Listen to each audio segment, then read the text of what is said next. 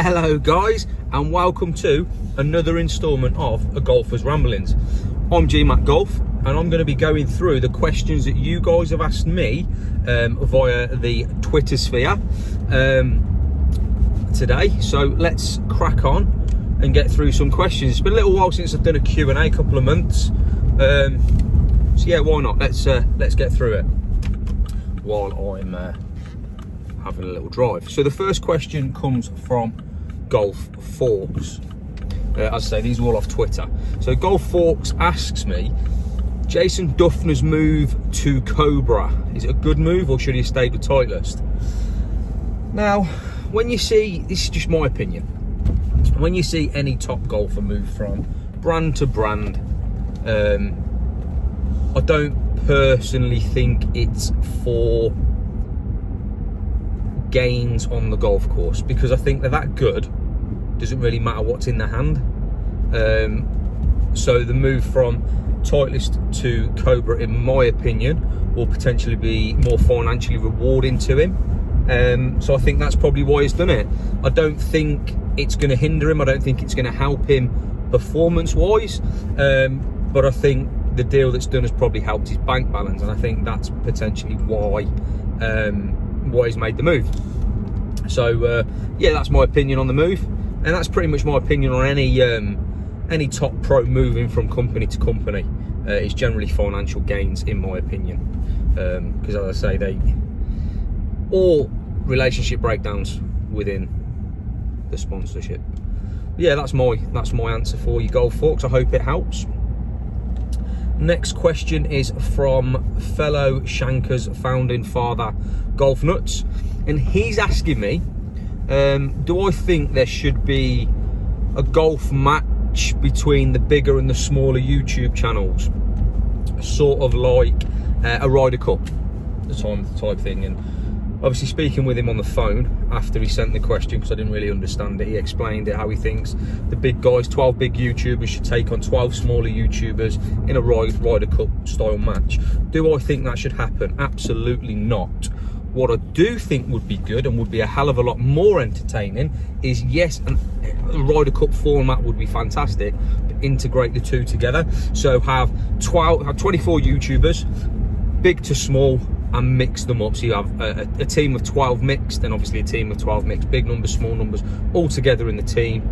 And yeah, I think that'd be great. And I think if someone would like to organise that and invite me, I'd be very much appreciated. But yeah, I think that'd be great, and I think that'd be great for a lot of drama that goes on YouTube as well. You know, there's a lot of backbiting. The big boys don't help the little boys, and the little boys bite at the big boys. And I think something in that format where everyone's integrated, you know, I think that'd be fantastic. You know, there's a couple of guys that have done golf days, which are absolutely brilliant, but by integrating everybody together in that Ryder Cup style format, I think that'd be brilliant. I think that'd really work. So yeah, I do think there should be a match league. Yeah, talking of big YouTubers that have held a golf day, I've had a question from the Average Golfer 99, Andy Sullivan. Thank you very much for your question, Andy, and fantastic podcast, by the way. I really did enjoy listening to that. Now, the question he's asked me, it's a really good one. The question he's asking is, how and why has golf YouTube changed so much in the last 12 months? I know you sort of touched on it a little bit to a degree in your podcast, Andy, but for me, what I see, and obviously see a lot of newer YouTubers coming up. There's been a massive increase in new YouTubers recently, and fair play, you know, why not? But why do I think it's changed over the last sort of 12 months?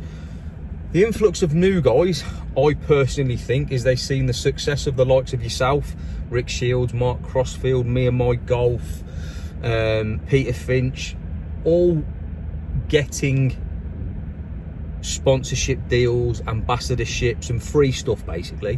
What they're not seeing is obviously the hard work behind the scenes that you guys put in, but they're thinking they can get something for nothing ultimately, and that's my opinion on part of the change, especially when it comes to the influx of new guys. You know, I think they see what you guys are getting, and they want a piece of the pie, and absolutely, why not? But what they're not seeing, and from what I can see, not willing to do, is put in the work. you know, because you know the bigger guys do graft, they put in a lot of work, they work hard to get their content out there daily, and you know, I think the smaller guys want a piece of that, but they don't want to put the work in. That's one part of the change. Another part of the change, obviously, with again the amount of big YouTubers, I think, all fighting for dominance, if you will, and to keep the content fresh.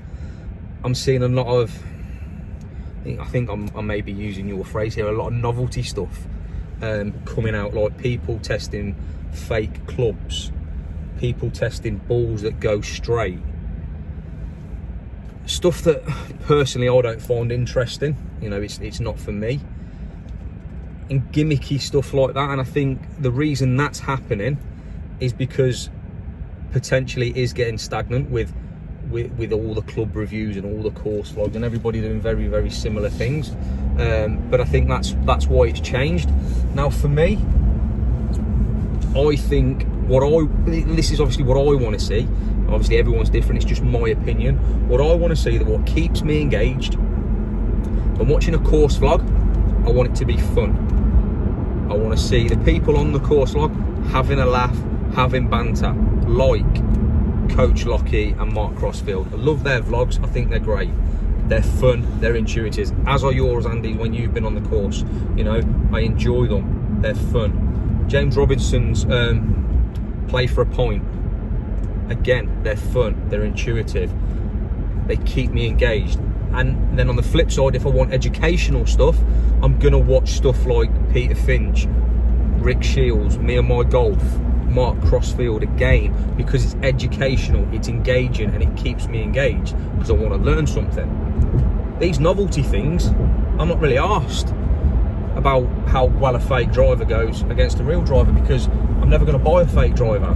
I don't care how these £100 balls go. I'm never going to buy them, and neither are most people.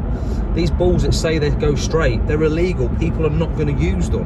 So gimmicky stuff, I just don't care for it, and that's where it changes. I think all of us, or the majority of us, need to get back in the game and start focusing on getting some real good golf content out there. And I think that's what's changed. So I hope that answers your question, Andy. Thanks for giving me the question, mate, so I hope that answers it. Next question is from the Combat Golfer. I quite like this question, and he asks me, would I agree that the thermos flask, or thermos, is the best invention ever? It can keep things hot, it can keep things cold, and it doesn't have to be told. It's a great invention. It ain't the best invention. The best invention for me, golf clubs. And that's that. So I hope that answers your question, Fergs. Probably not what you expected, but yeah, I hope that answers your question. Now, next question is from golfsub.com, and he's asking me what drives me to keep creating content. Is it subscribers? Is it likes and comments? Is it for my own personal benefits, or is it something else? Now, I created my channel specifically and originally to document my quest back to single figures from not playing golf for 7 years. So I'd stopped playing golf for 7 years, started playing again, and I wanted to get back to 7 years. Yeah, back to single figures, sorry. So that's why I created my YouTube channel. Obviously, since doing the YouTube channel, I've obviously bought in, this, the Golfers Ramblings, and a few other bits and bobs, which I enjoy doing it. Now, I do it for me. You know, selfishly, I do it because I enjoy doing it. I enjoy talking to an audience that I engage with. So it's not, I don't do it for any financial gain, because I don't get any. The channel's way too small. I don't think it will ever be big enough to make any money. I do it because I enjoy it, and it's a way for me to document my progress in my golfing life, if you will. Obviously, the other bits are just some fun that I enjoy doing on the side to keep the channel ticking over. You know, I don't create regular content. You know, I think looking at my videos, my average is sort of 1, maybe 2 a month. So yeah, but yeah, that's why I do it to document my progress, really. You know, I've hit the single figure goal that I've set. The next part is to get back to category 1, and that's the next quest that's obviously going to be starting now, with obviously the winter practice series that I've just started in place. If you haven't already seen episode 1, I'll stick the link somewhere up here, wherever it goes. But yeah, I hope that answers your question, buddy. So yeah, my next question is from Paul Farnsworth, and he's asking me, he's asking me about the 2020 equipment releases that are due to come out. Have I seen any glimpses, any spy shots? Have I heard any whispers? What am I expecting to come out? Honest answer is I've seen nothing at the minute. I've seen no spy shots, I've seen no glimpses of anything coming out. Obviously companies are going to be bringing out new drivers. Obviously Odyssey bringing out the new putters. Honestly, I don't know what to expect. I don't think we're going to see anything drastically different, if I'm honest. You know, I mean, how much more can you change a driver? I think we're there. I mean, what I am interested to see is TaylorMade and what they can do, because they've said the face is the fastest it can be. It's almost illegal. They've had to dial it back. So it'll be interesting to see what TaylorMade come out with next year. That's really it. I don't think there's nothing I'm excited to see, if I'm honest. And I think from a selfish point of view, I think that's because I'm happy with my set. I'd like to see if Titleist bring out a new set of wedges. I'd like to see this, the follow on from the SM7, if I'm honest. Yeah, that I would like to see that. I think they will bring a new wedge out. But that's yeah, I'm not excited. I'm not one of these people that get excited over silly season anymore. I used to love it. Oh, what's new? How much further am I going to hit the ball? There's so many marketing claims you can start to buy into and think this is the same shit year in, year out. So no, I'm not looking. You know, silly season doesn't really intrigue me. I can see why it intrigue other YouTubers, the ones that do the reviews. Obviously, it's their bread and butter. They you know, a lot of the guys do the reviews. So obviously, silly season for them is massive. But yeah, it's just like I say, I don't think things can advance any further at the moment than they already are. Bearing in mind, technology is governed by the R&A and the PGA, and if Callaway and TaylorMade and even Titleist are coming out with claims that this is the fastest face we've ever had, it's almost illegal. Where can they possibly go? You know, they physically can't, short of for Callaway and TaylorMade regressing back to titanium crowns, and Callaway and Titleist putting a carbon crown on. I just can't see any changes really coming, personally. So yeah, that's that for the 2020 tech. I think price wise, if anything comes out, it'd be bloody scandalous, because it already is. £450 for a driver. I can't really say how can you justify it, because I've just put a TS3 in the bag, so I've ultimately paid that price. Yeah, I think the prices are just going to be insane, as they always are. But again, it poses back to a lot of people saying, is golf too expensive? Myself and numerous other YouTubers and Twitter fans have said golf is the same as anything in life. It's expensive or as cheap as you want to make it, or affordable as you want to make it. So yeah, I hope that answers your question, Paul. But yeah, not really excited for anything in the new season, apart from, as I say, maybe some Titleist wedges. Now the final question, it's actually a nice final question to lead on to, because it sort of give you a little bit of insight as to what I'm doing, as well as my own channel.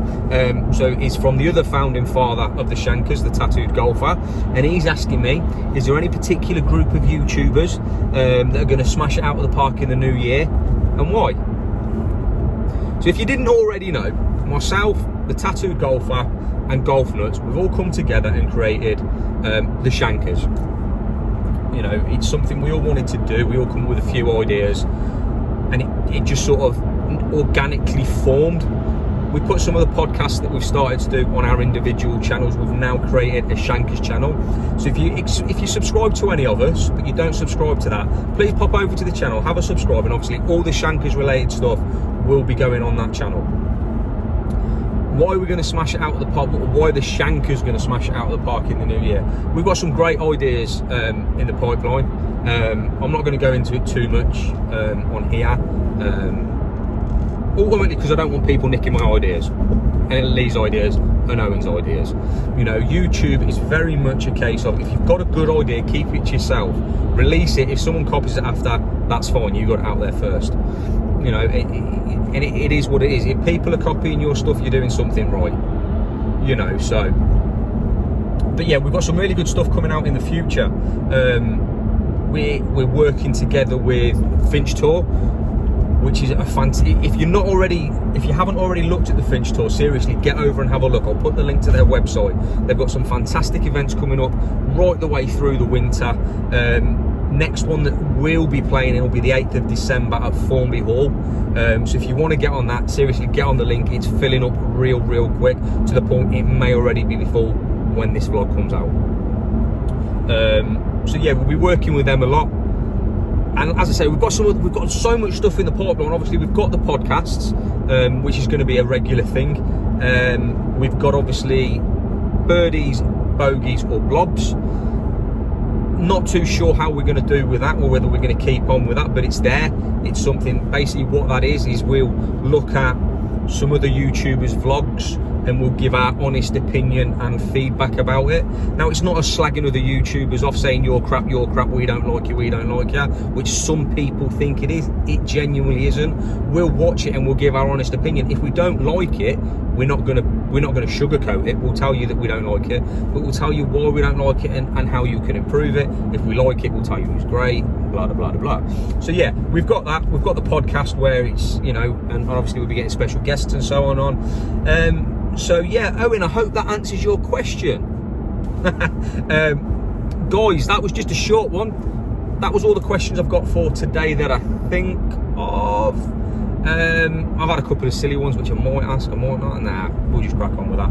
So yeah, guys, thank you so much for watching. If you haven't already subscribed to my channel, please think about clicking that subscribe button. Give the video a thumbs up and please leave your comments below.